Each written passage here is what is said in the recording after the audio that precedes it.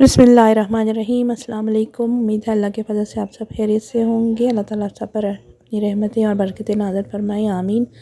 तो जी आज घर में दावत थी और मैंने शुरू करी थी दावत की तैयारी। सबसे पहले फ्रूट आ गया था और फ्रूट को वॉश किया सबसे पहले, और क्योंकि फ्रूट चाट क्रीम चाट बनानी थी तो अच्छी तरह से फ्रूट को वॉश करने के बाद इसको ड्राई होने के लिए रख दिया। और इसके बाद बारी थी जी फ़िश की। फ़िश ढूंढ रही थी मैं, फ़िश को मसाला लगा के रखा हुआ था फ्रीज़र में और ढूंढ रही थी कि फ़िश मिल नहीं रही थी मुझे, लेकिन उस सबसे ऊपर वाले खाने में पड़ी हुई थी, वो नज़र आ गई। और ज़रा ऊपर वाला खाना ऊंचा था इसलिए नज़र नहीं आई मुझे पहले, और फिर मैंने फ़िश को निकाल लिया और मेल्ट होने के लिए रख दिया ताकि मसाला जो है वो अच्छी तरह से इसके ऊपर लगा हुआ मेल्ट हो जाए।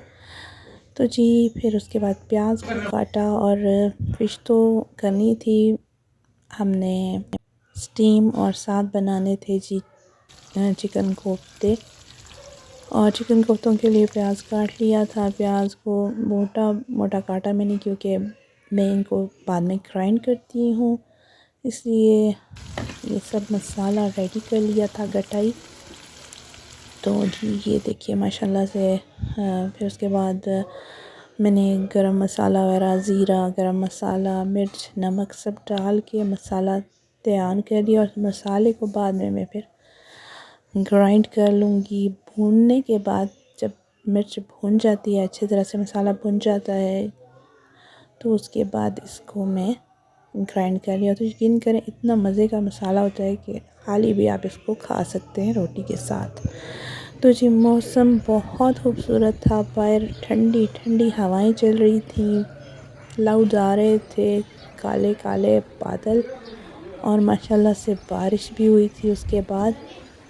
तो फिर जी ये तमाम मसाला ये देखिए बन चुका था मसाला, और फिर मसाले को मैंने इस तरह से चॉपर से ये चॉप कर लिया। ये हैंड ब्लेंडर है, चॉप कर देता है चीज़ों को, माशाल्लाह बहुत ही काम आता है और बहुत ही अच्छा सा ब्लेंड करता है ये मसाला। ब्लेंड करने के बाद मैंने इसको कढ़ाई में डाल लिया। कढ़ाई में डालने के बाद फिर मैंने कोफ्तों की तैयारी की। कोफ्तों के लिए मैंने ग्राइंडर में डाला, चॉपर में डाला हरी मिर्च, प्याज, अदरक लहसुन की पेस्ट, चिकन, नमक, मिर्च, गरम मसाला, ये तमाम चीज़ें डाल के इनको गटाई मैंने ग्राइंड करी। और माशाल्लाह से बहुत ही अच्छा से ये चॉप हो गई, ये सारी चीज़ें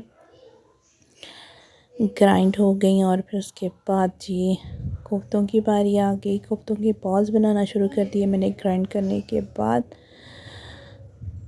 तो ये देखिए जी हमारा सारा मसाला ये कोफ्तों का ग्राइंड हो रहा है चिकन के साथ। फिर उसके बाद मैंने ये बॉल्स जो हैं बना के वो मैंने मसाले में डाल दिए। बॉल डालने के बाद कुछ टाइम के लिए हिलाया नहीं जाता इनको, क्योंकि हिलाएं तो ये फिर टूट जाते हैं। सारी बॉल्स बना के मैंने कढ़ाई में डाल दिया और ऊपर से इनको दे दिया ढक्कन, हल्की आंच पर रख दिया इनको पकने के लिए। फिर उसके बाद जी फ़िश को स्टीम किया हमने, माशाल्लाह से बहुत ही मज़े की ये स्टीम हुई थी फ़िश, बहुत टेस्ट आया, सब ने बहुत पसंद किया फ़िश को।